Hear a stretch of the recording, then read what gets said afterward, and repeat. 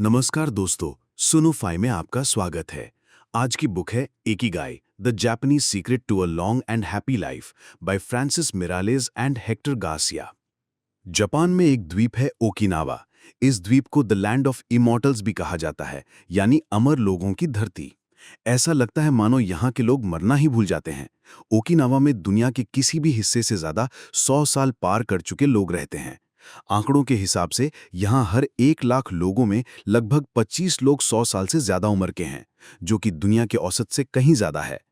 आखिर क्या है इनकी लंबी, स्वस्थ और खुशहाल जिंदगी का राज? क्या ये उनके खाने पीने का तरीका है, या वहां का खास सब ट्रॉपिकल मौसम, या फिर कोई गहरा रहस्य? इस सवाल का जवाब एक छोटे से जापानी शब्द में छिपा है, इकिगाई। इसका मोटा मोटा मतलब है सुबह बिस्तर से उठने की वजह, या हमेशा व्यस्त रहने की खुशी। ये वो वजह है जो आपको हर दिन एक मकसद देती है, एक जुनून देती है। आज हम हेक्टर गार्सिया और फ्रांसिस मिरालीज की किताब इकिगाई की गहराइयों में उतरेंगे और जानेंगे कि कैसे हम भी अपनी जिंदगी में इकिगाई को ढूंढ सकते हैं और एक लंबी, खुशहाल और मकसद से भरी जिंदगी जी सकते हैं। किताब के पहले अध्याय में लेखक हमें इकिगाई के कोर कॉन्सेप्ट से मिलाते हैं। वे कहते हैं कि हर इंसान का एक इकिगाई होता है, बस कुछ लोग उसे ढूंढ लेते हैं और कुछ लोग ताउम्र तलाशते रहते हैं, जबकि वो उनके अंदर ही छिपा होता है। इसे ढूंढने के लिए खुद से 4 सवाल पूछने होते हैं। पहला, वो क्या चीज है जिसे आप सबसे ज्यादा प्यार करते हैं? What you love. दूसरा, वो क्या काम है जिसमें आप माहिर हैं? What you are good at. तीसरा, दुनिया को किस चीज की जरूरत है? What the world needs. और चौथा, आपको किस काम के लिए पैसे मिल सकते हैं? What you can be paid for. इन चारों सवालों का जवाब जहां आकर मिलता है, वही आपका इकिगाई है। जब आपको वो काम मिलता है जिससे आप प्यार भी करते हैं और जिसमें आप माहिर भी हैं, तो वो आपका पैशन कहलाता है। जब आप उस काम में माहिर होते हैं जिसके लिए आपको पैसे मिल सकते हैं, तो वो आपका प्रोफेशन बन जाता है। जब आपको उस काम के लिए पैसे मिले जिसकी दुनिया को जरूरत है, तो वो आपका वोकेशन है। और जब आप वो काम करते हैं जिसे आप प्यार करते हैं और जिसकी दुनिया को जरूरत भी है, तो वो आपका मिशन कहलाता है। इन चारों का संगम ही इकिगाई है। यही वजह है कि जापान में रिटायरमेंट जैसा कोई शब्द नहीं है। लोग वो काम करते रहते हैं जिससे उन्हें प्यार है, जब तक उनका शरीर इजाजत देता है। किताब हमें दुनिया के 5 ब्लू जोन्स के बारे में भी बताती है। ये वो जगह हैं जहां लोग सबसे लंबा जीते हैं। पहला है ओकिनावा, जापान, जहां के लोग सब्जियों से भरपूर डाइट लेते हैं और इकिगाई की फिलॉसफी पर जीते हैं। दूसरा है सार्डिनिया, इटली, जहां के लोग ज्यादातर सब्जियां और दिन में 1-2 ग्लास वाइन पीते हैं। तीसरा है लोमा लिंडा, कैलिफोर्निया, जहां सेवेंथ डे एडवेंटिस्ट्स का एक समूह रहता है जो अमेरिका में सबसे लंबा जीता है। चौथा है निकोया पेनिनसुला, कोस्टा रिका, जहां के बुजुर्ग 90 की उम्र के बाद भी बहुत एक्टिव रहते हैं।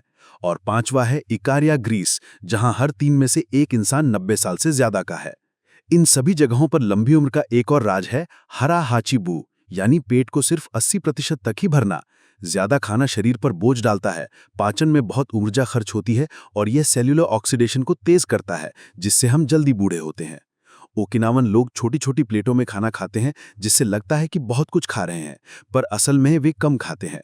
लेकिन सिर्फ अपनी इकिगाई को जान लेना ही काफी नहीं है, उसे पाने के लिए एक लंबा और स्वस्थ जीवन भी जरूरी है। और यहीं पर किताब का दूसरा अध्याय, एंटी एजिंग सीक्रेट्स, हमारी मदद करता है। इसमें बताया गया है कि एक जवान शरीर के लिए एक एक्टिव दिमाग का होना बहुत जरूरी है।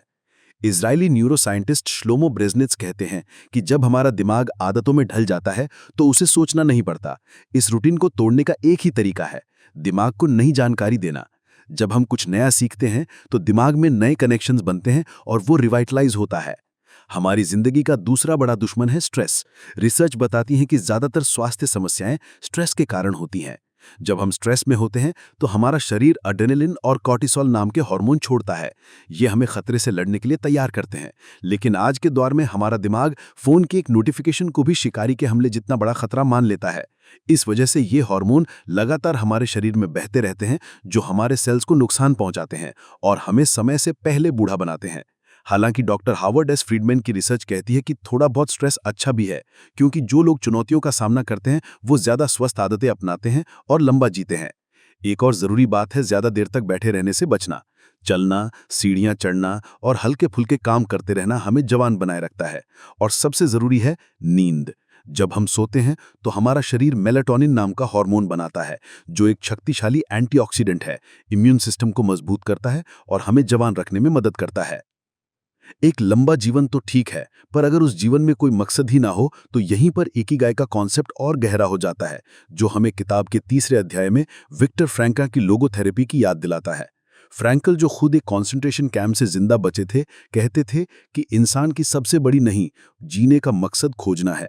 उनकी थेरेपी मरीज से पूछती थी कि आप आत्महत्या क्यों नहीं कर लेते, और मरीज जो वजह बताता था वही उसके जीने की वजह बन जाती थी। फ्रैंकल का मानना था कि जिसके पास जीने के लिए क्यों होता है, वो लगभग हर कैसे को सह सकता है। किताब में कुछ केस स्टडीज भी हैं, जैसे एक अमेरिकन डिप्लोमेट जो अपनी नौकरी से नफरत करता था। उसे फ्रैंकल ने समझाया कि उसकी समस्या अपने पिता से नहीं बल्कि एक अलग करियर चुनने की इच्छा से जुड़ी है, और उसने करियर बदलते ही खुशी पाली। इसी तरह जापान में मोरिता की थेरेपी हमें सिखाती है कि अपनी भावनाओं को कंट्रोल करने की कोशिश मत करो, उन्हें स्वीकार करो और अपना काम करते रहो। कर्म से भावनाएं खुद बदल जाती हैं। मोरिता ने एक गधे का उदाहरण दिया, जो एक खंबे से बंधी रस्सी से छूटने के लिए जितना घूमता है उतना ही उलझ जाता है। यही हाल हमारे नकारात्मक विचारों का है। ये दोनों फिलॉसफीज हमें हमारे इकिगाई को ढूंढने और उस पर टिके रहने के लिए मजबूत बनाती हैं। जब आप अपना पसंदीदा काम कर रहे होते हैं, तो क्या कभी ऐसा हुआ है कि समय का पता ही ना चला हो? आप पूरी तरह उस काम में डूब जाते हैं, आपका मैं या ईगो गायब हो जाता है।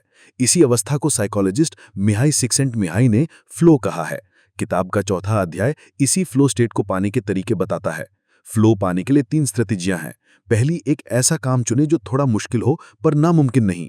बहुत आसान काम बोरियत देता है और बहुत मुश्किल काम चिंता। दूसरा, एक साफ और ठोस गोल रखें, जैसे आज मुझे इस किताब के 20 पन्ने लिखने हैं। गोल साफ होने से भटकने की गुंजाइश कम हो जाती है। MIT मीडिया लैब के डायरेक्टर जोई इटो इसे कंपस ओवर मैप्स कहते हैं, यानी एक विस्तृत नक्शे से ज्यादा जरूरी एक सही दिशा बताने वाला कंपस है। और तीसरी और सबसे जरूरी स्ट्रेटेजी है एक समय में सिर्फ एक काम पर ध्यान देना। मल्टीटास्किंग एक धोखा है। स्टैनफोर्ड यूनिवर्सिटी की एक स्टडी में पाया गया कि जो छात्र मल्टीटास्किंग के आदी थे, वे एक आसान से काम में भी भटक रहे थे, क्योंकि उनका दिमाग हर स्टिमुलस पर ध्यान देने के लिए ट्रेन हो चुका था। मल्टीटास्किंग हमारी प्रोडक्टिविटी को 60% तक कम कर देती है। फ्लो पाने के लिए आप पोमोडोरो टेक्निक का इस्तेमाल कर सकते हैं। 25 मिनट काम करें और 5 मिनट का ब्रेक लें। जापान के टकुमी यानी माहिर कारीगर इसी फ्लो स्टेट के सबसे बड़े उदाहरण हैं। चाहे वो सुशी बनाने वाला शेफ जीरो हों, जो 80 साल से ज्यादा समय से हर दिन सुशी बना रहा है, या एनिमेशन डायरेक्टर हयाओ मियाज़ाकी, जो आज भी हाथ से ड्राइंग करते हैं और अपने काम में इतने डूब जाते हैं कि दुनिया भूल जाते हैं। स्टीव जॉब्स भी जापानी कारीगरों, खासकर क्योटो के पोर्सिलिन आर्टिस्ट यूकियो शकुनागा के काम के बड़े प्रशंसक थे। ये सभी लोग अपने काम को पूजा की तरह करते हैं, और यही उनके इकिगाई का सार है। इस फिलॉसफी को और मजबूती देने के लिए किताब का 5वां अध्याय हमें दुनिया के सबसे बुजुर्ग लोगों यानी सुपर सेंटेनेरियंस से मिलवाता है। 117 साल की मिसाओ ओकावा कहती थीं, खूब खाओ और सो जाओ, तुम लंबा जियोगे। रिलैक्स करना सीखो। 122 साल की जीन कैलमेंट, जो 100 साल की उम्र तक साइकिल चलाती थीं, अपने 120वें जन्मदिन पर मजाक में कहती थीं, मुझे कम दिखाई देता है, कम सुनाई देता है और मैं बुरा महसूस करती हूं, पर सब ठीक है। 114 साल के वॉल्टर ब्रूनिंग का मंत्र था, अपने दिमाग और शरीर को व्यस्त रखो, तुम बहुत समय तक यहां रहोगे। इन सब लोगों में एक बात कॉमन थी, एक सकारात्मक रवैया और जिंदगी के प्रति गहरा जुनून। वे तब तक काम करते रहे जब तक कर सकते थे। उनके लिए उम्र बस एक नंबर थी। अगले अध्याय में लेखक हमें ओकिनावा के गांव ओगिमी ले जाते हैं, जिसे विलेज ऑफ लॉन्जेविटी भी कहते हैं। वहां के 100 साल पार कर चुके बुजुर्गों से बात करने पर कुछ बातें साफ हुईं। पहली, चिंता मत करो, दिल को जवान रखो और चेहरे पर मुस्कान के साथ लोगों से मिलो। दूसरी, अच्छी आदतें डालो, सुबह जल्दी उठना, अपने बगीचे में काम करना और रोज एक्सरसाइज करना। 100 साल के बुजुर्ग कहते हैं कि उंगलियों को व्यस्त रखने से दिमाग तेज रहता है। तीसरी, अपनी दोस्ती को हर दिन सींचो, लोगों से मिलना जुलना, बातें करना उनका सबसे बड़ा इकिगाई था। चौथी, जल्दबाजी में मत जियो, धीरे चलो और आराम करो, जिंदगी का असली मजा छोटी छोटी चीजों में है। और पांचवी, हमेशा आशावादी रहो, हर दिन को पूरी ऊर्जा के साथ जियो और मुस्कुराते रहो। इन लोगों की जिंदगी का सार था युईमारू, यानी एक दूसरे की मदद करने की भावना। वे एक मजबूत समुदाय की तरह रहते थे। अब बात करते हैं खाने की। किताब का 7वां अध्याय इकिगाई डाइट के बारे में है। ओकिनावा के लोग बहुत तरह की चीजें खाते हैं, खासकर सब्जियां। वे दिन में कम से कम 5 तरह के फल और सब्जियां खाते हैं। उनके खाने का आधार अनाज यानी चावल है। वो चीनी और नमक बहुत कम खाते हैं। वे हफ्ते में 3 बार मछली और कभी-कभार पोर्क खाते हैं। वे औसतन सिर्फ 1785 कैलोरीज ही लेते हैं, जबकि बाकी दुनिया में ये आंकड़ा कहीं ज़्यादा है। वे सैनपिंचा यानी जैस्मिन वाली ग्रीन टी पीते हैं, जो एंटीऑक्सीडेंट से भरपूर होती है और कोलेस्ट्रॉल कम करती है। इसके अलावा शिकुआसा नाम का एक खट्टा फल भी उनकी डाइट का अहम हिस्सा है, जिसमें संतरे से 40 गुना ज़्यादा नोबिलिटिन नाम का एंटीऑक्सीडेंट होता है। लंबी उम्र के लिए सिर्फ अच्छा खाना ही नहीं, बल्कि शरीर को हिलाना डुलाना भी जरूरी है। 8वां अध्याय हमें बताता है कि सबसे लंबा जीने वाले वो नहीं जो जिम में पसीना बहाते हैं, बल्कि वो हैं जो दिन भर चलते फिरते रहते हैं। जापान में सुबह सुबह रेडियो टाइसो नाम की एक हल्की फुल्की एक्सरसाइज करने का चलन है, जो जोड़ों को खोलती है और शरीर में ऊर्जा भरती है। इसके अलावा योगा, ताइची और कीगोंग जैसी पूर्वी कसरत भी शरीर और मन के बीच संतुलन बनाने में मदद करती है। ये सभी जेंटल मूवमेंट्स हैं जो स्ट्रेस को कम करते हैं, फ्लेक्सिबिलिटी बढ़ाते हैं और आपको एक फ्लो स्टेट में ले जाने में मदद करते हैं। सुन सैल्यूटेशन या सूर्य नमस्कार योगा का एक बेहतरीन उदाहरण है, जो पूरे शरीर को स्फूर्ति देता है। जिंदगी में मुश्किलें तो आएंगी ही। किताब का 9वां अध्याय हमें यह सिखाता है कि इन मुश्किलों का सामना कैसे करें। इसे रिजिलियंस यानी लचीलापन कहते हैं। बौद्ध और स्टोइक फिलॉसफी दोनों हमें सिखाती हैं कि हम सिर्फ वर्तमान को कंट्रोल कर सकते हैं। जो बीत गया या जो आने वाला है, उसकी चिंता करना व्यर्थ है। स्टोइक्स तो नेगेटिव विजुअलाइजेशन की प्रैक्टिस करते थे। वे कल्पना करते थे कि उनकी सबसे कीमती चीजें उनसे छिन गई हैं, ताकि अगर ऐसा सच में हो तो वो उसके लिए तैयार रहें। जापान में एक कॉन्सेप्ट है वाबी साबी, यानी इम्परफेक्शंस में खूबसूरती देखना। एक टूटे हुए कप में भी एक कहानी और खूबसूरती होती है। एक और विचार है इचिगो इचिए, यानी ये पल अभी है और फिर कभी नहीं आएगा। हर पल खास है। किताब हमें नसीम तालिब के एंटी फ्रेजाइल होने का कॉन्सेप्ट भी सिखाती है।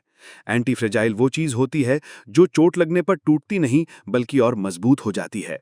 छोटी छोटी मुश्किलें और रिस्क हमें मजबूत बनाते हैं।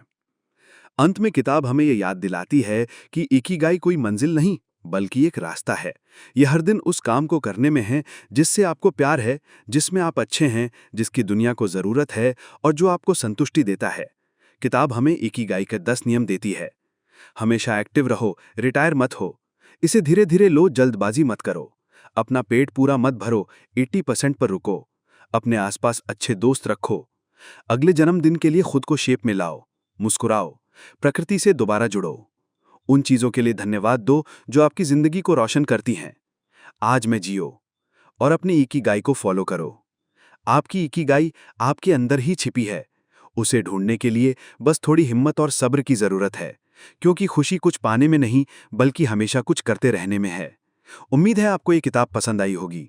अगर कुछ नया सीखा तो इस वीडियो को लाइक करें और भविष्य में ऐसे ही खास चुनी हुई बुक समरीज पाने के लिए सब्सक्राइब करें।